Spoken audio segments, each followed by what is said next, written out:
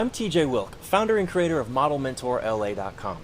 Now this is my fourth video in my six-part series that I like to call Questions to Ask Test Photographers.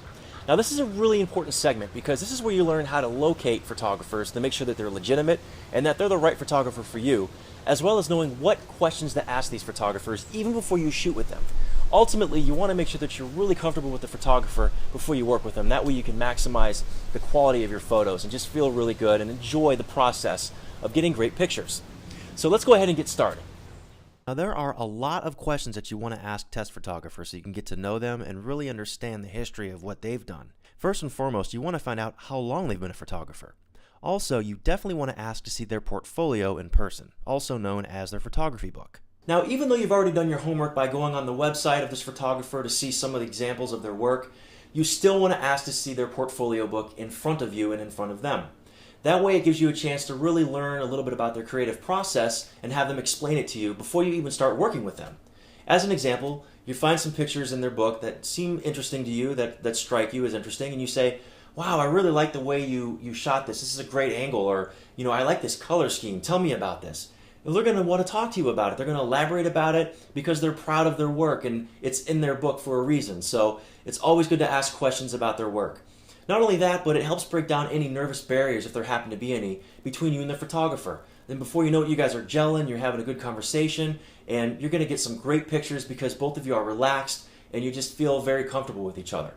Now, as far as it relates to you working on an actual modeling job, a lot of times photographers are definitely not going to have their modeling books with them because they just don't need them. They're already there on a job and they're already, an established photographer. However, you still should bring your book because if they ask to see it, you never know what they might have you in mind for after this particular job. So always have your modeling book with you at all times, especially on a shoot. Now, it is a little bit difficult to meet a photographer when they're working. However, you got to find time and just be smart about when the right time is to introduce yourself to them. Now, here's an example. Back in 2008, when I was working on the Dolce & Gabbana ad with Mario Testino, who is, if you don't know, he's one of the top 3 high fashion photographers in the entire world. The guy has shot everything, and he is amazing. Well, before lunch broke, we had done a couple of setups, and there's about 20 of us models on set, so it was a really big shoot. And Mario, he works very fast. He's very intense, very high energy, and it was just a huge shoot. It was very overwhelming, and I felt a little nervous. Didn't feel like I was producing the best work that I could because, first off, I didn't know Mario and I didn't really know any of the other models on set. Even though it was a very positive atmosphere, I still didn't feel all that confident. So we break for lunch and I decided, all right, I got to get to at least introduce myself to Mario. It'll just help me relax a little bit and who knows what could come of it, right? So the models are in one area having lunch and Mario has this whole huge section to himself in this huge house that we rented for the day to do the shoot in. And I knew where he was, so I go introduce myself to him. He's by himself just on his computer.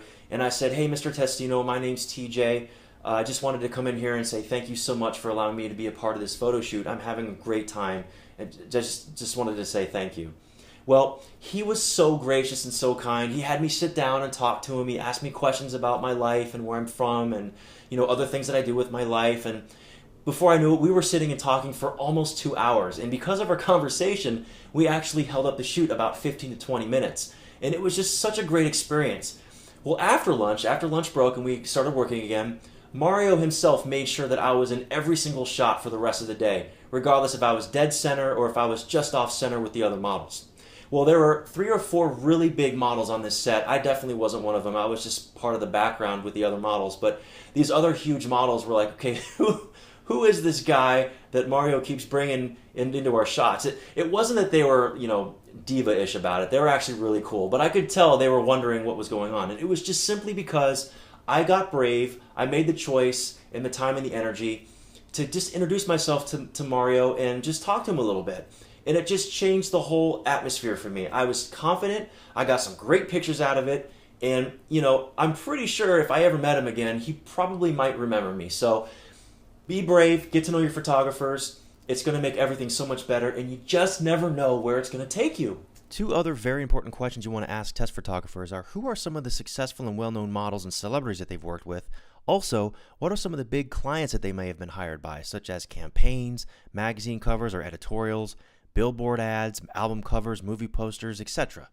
Again, they're proud of their work and they're going to want to talk about it, and it just gives you a chance to just get to know them a little bit, and it's good for you to know some of the legitimate work that they've done as well. A few other great questions to ask is to find out how they got to know the agent or the agency that referred you to them. Also, find out what their ideas are for your test shoot with them, as well as what you need to bring with you specifically to that test shoot. Now, by asking the photographer what ideas he has for your shoot in particular, as well as what to bring with you, it just gives you a really good idea and a good sense of the kind of style that they tend to shoot, as well as just knowing what to bring on set. And what you can also do is maybe go through some magazines or go online and find some images that sound like something that he could create or wants to create, and maybe you guys can work on mimicking that. Even though this is your photo shoot, these are your images, it just makes the whole process a lot more fun. You're building this great rapport with this photographer, and you just never know if he might actually be shooting something professional outside of what you're doing today with him that you might be right for. Some other great questions to know and find out is how soon you should expect your photos to be ready for you to see and have from that photographer. Also, and this is really important, you want to find out how much they charge for the test shoot to make sure that it fits within your budget. Also, you want to know if you're going to be shooting indoors or outdoors or both. And lastly, you want to find out how long that test shoot's going to be with that photographer. Knowing the length of your test shoot is important. That way you can sort of plan your day accordingly. Now, if your test shoot is indoors or outdoors, that's important to know too, because if it's outdoors, you definitely want to have some sunscreen handy.